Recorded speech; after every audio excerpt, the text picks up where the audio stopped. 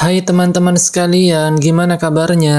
Mimin berharap teman-teman yang menonton video ini dalam keadaan sehat. Dan pada episode kali ini, Anul Story akan membawakan alur cerita dari serial anime Winter 2024 yang berjudul Solo Leveling. Di anime ini menceritakan MC bernama Sung Jinwoo. Dia merupakan seorang hunter yang mempunyai peringkat paling bawah yaitu rang E. Karena hal itu dia begitu lemah dan dipandang sebelah mata. Namun ketika terjebak dalam dungeon misterius, Jinwoo mengalami kebangkitan dan mempunyai kekuatan overpower. Nah, daripada penasaran, mending langsung saja ke alur ceritanya. Tapi sebelum itu, Mimin meminta untuk subscribe dan dukung channel ini, agar Mimin selalu semangat menceritakan alur cerita anime yang menarik untuk kalian tonton.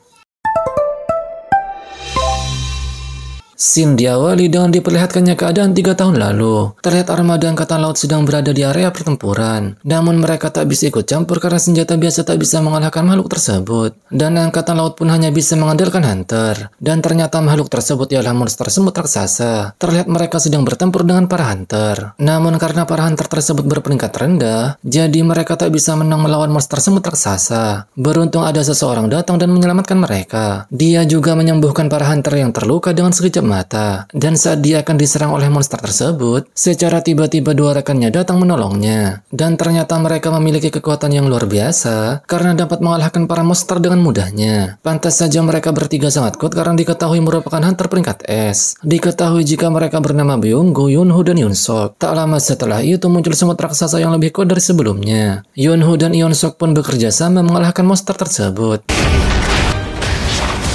Namun ternyata jumlah mereka sangat banyak. Hal itu membuat Yunho melepaskan kekuatan sejatinya, dan Yunsok menyerang dengan kekuatan petir yang luar biasa. Di perkotaan terlihat Presiden Choi dan para hunter akan menghadapi segerombolan monster semut raksasa. Choi kemudian melakukan serangan pembuka yang membuat segerombolan monster semut merah hangus seketika. Dan pertarungan besar pun terjadi. Beberapa tahun kemudian, ada sebuah lorong yang bernama Gate yang tiba-tiba muncul dan menghubungkan dunia ini ke dimensi yang lain. Di dalam sana terdapat makhluk aneh yang bernama monster. Monster tersebut tak bisa dikalahkan dengan senjata biasa, dan hanya orang-orang yang berhasil membangkitkan kekuatan bertarung yang mampu mengalahkan para monster. Orang-orang itu pun dikenal sebagai hunter. Para hunter dipisahkan ke dalam beberapa peringkat, mulai dari yang paling kuat itu S, A, B, C, D, hingga E. Mereka dikelompokkan berdasarkan jumlah mana yang ada di dalam tubuh mereka. Akan tetapi setelah membangkitkan kekuatan itu, tidak peduli sekeras apapun mereka berusaha, kemampuan itu tak akan bisa bertambah kuat. Scene kemudian berpindah ke 3 tahun kemudian, atau masa sekarang. Terlihat para hunter mulai bersiap memasuki gate. Pak Kim yang ada di sana bertemu dengan rekannya bernama Pak Park. Diketahui jika Pak Park sudah kapok dengan pekerjaan hunter. Namun karena istrinya sedang hamil, jadi dia kembali mengikuti Red untuk mendapatkan banyak uang. Tak lama setelah itu muncul MC kita yang bernama Sung Jinwoo. Dia datang untuk mengikuti Red bersama mereka. Dan diketahui jika Jinwoo dikenal merupakan senjata terlemah umat manusia, atau hunter terlemah nomor 1. Hal itu karena dia selalu cedera, meski gate yang dimasukinya termasuk gate yang paling lemah. Bahkan dia sampai rawat inap di rumah sakit. Meski mendengar gosip tentang dirinya, namun Jinwoo tak bisa membantah hal itu karena memang fakta itu benar adanya. Tak lama kemudian, Jinwoo bertemu dengan seorang wanita healer yang bernama Johe. Johe terlihat sangat mengkhawatirkan Jinwoo karena dia selalu terluka setelah memasuki gate. Setelah itu terlihat mereka berkumpul sebelum memasuki gate. Dan Red kali ini akan dipimpin oleh seseorang bernama Song Chiul. Dia ditunjuk sebagai pemimpin karena Song ialah hunter terkuat di Red kali ini. Beberapa saat kemudian mereka pun mulai memasuki gate. Namun sebelum masuk, Jinwoo terlebih dahulu melihat ke arah pisaunya. Diketahui jika pisau yang dipakai Jinwoo hanya diselimuti mana dalam jumlah sedikit. Meski terbilang pisau murah, namun Jinwoo tetap kesulitan mendapatkannya. Hal itu dikarenakan pendapatan Jinwoo yang sedikit. Dengan penuh percaya diri, Jinwoo akan mencoba yang terbaik dalam Red kali ini. Setelah itu dia pun masuk ke dalam gate. Scene kemudian berpindah. Terlihat ketua serikat hunter bernama Go Gun-hye telah selesai melaksanakan rapat dengan pihak pemerintah. Diketahui jika pihak pemerintah untuk mengirimkan pasokan kristal dari dungeon secara rutin. Gun-hye sebenarnya tak mempermasalahkan permintaan tersebut karena para hunter adalah orang yang bekerja menjual barang yang didapat dari dalam dungeon. Setelah itu Gun-hye memperlihatkan kristal mana yang didapatkan oleh seorang hunter jika berhasil mengalahkan monster. Dan ternyata kristal itu bisa dijual untuk mendapatkan uang. Scene kemudian berpindah. Terlihat Jinwoo berhasil mendapatkan batu kristal setelah mengalahkan goblin. Dia pun terlihat senang akan hal itu. Namun secara tiba-tiba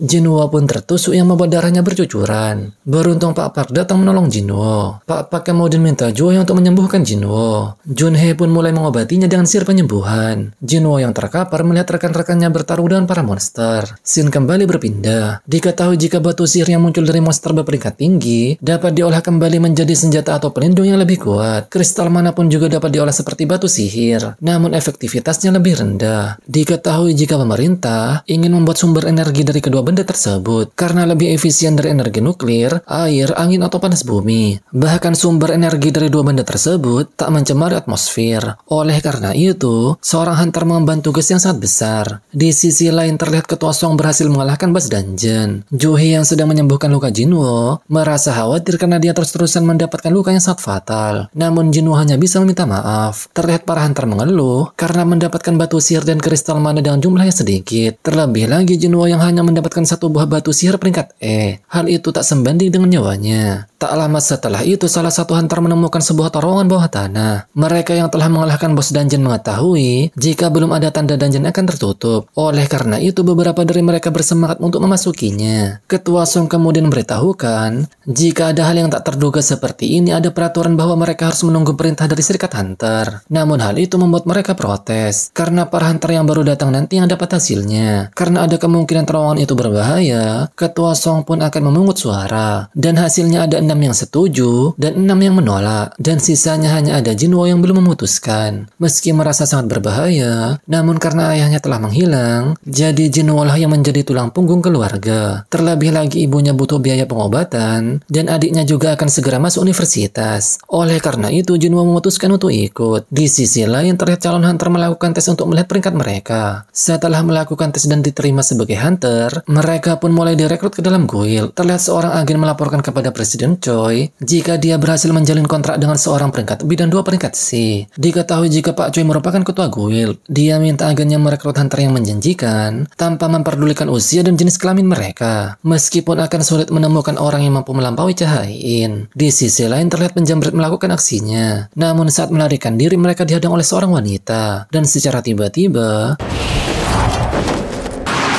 wanita itu pun memberikan tas itu kepada korban. Dan ternyata wanita itu bernama Chae-in, orang yang dimaksud Presiden Choi. Dia diketahui merupakan hunter peringkat S. Dan ternyata dia mempunyai banyak penggemar. Karena merasa terganggu, dia segera pergi dari sana. Di sisi lain terlihat Jinwo dan yang lainnya telah berjalan kurang lebih 40 menit di terowongan tersebut. Dan waktu mereka hanya tersisa 20 menit sebelum dungeonnya tertutup. Jinwo pun minta maaf kepada Joo-hye karena sebelumnya dia setuju dengan rencana ini. Awalnya Joo-hye tak mempermasalahkannya. Namun ternyata dia merasa kesal karena khawatir dengan keadaan Jinwo. Terlebih lagi dia sudah bersusah payah menyembuhkannya. Jinwo pun kembali meminta maaf. Melihat Jinwo menyesal, Joo-hye pun dengan wajah memerah memintanya mentraktir makan malam sebagai permintaan maaf. Mendengar hal itu Jinwo pun terkejut dibuatnya. Tak lama setelah itu mereka pun menemukan sebuah gerbang. Meski merasa sangat berbahaya namun mereka tetap akan masuk karena sudah bersusah payah datang ke tempat ini. Tak lama setelah itu mereka pun masuk ke dalam tempat tersebut. Bersamaan dengan itu terlihat api yang menyala karena kedatangan mereka.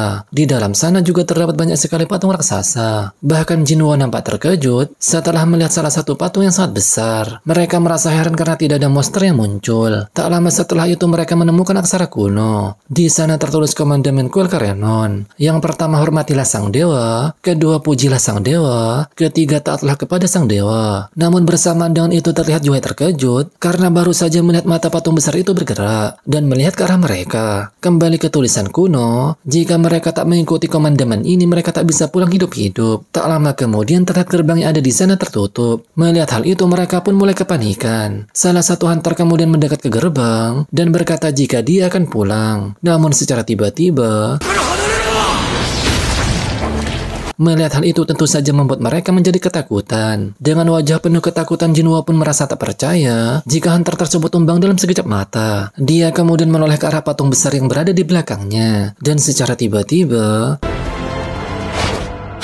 Diketahui jika Jinwo beberapa kali berada di antara hidup dan mati. Mulai dari tersesat di raid pertama, dikalahkan monster peringkat S sehingga dirawat selama berminggu-minggu. Dan dia juga pernah nyaris mati kelaparan karena terjebak di dalam labirin. Normalnya para hunter akan membeli perlengkapan setelah menjual batu sihir. Namun baginya membeli pisau murahan saja sudah sangat sulit. Dia pun juga harus bertahan dari cemoohan orang lain. Dan bekerja mempertaruhkan nyawa demi imbalan yang tak seberapa. Namun demi menyambung hidup, Jinwo terus-terusan mempertaruhkan nyawanya.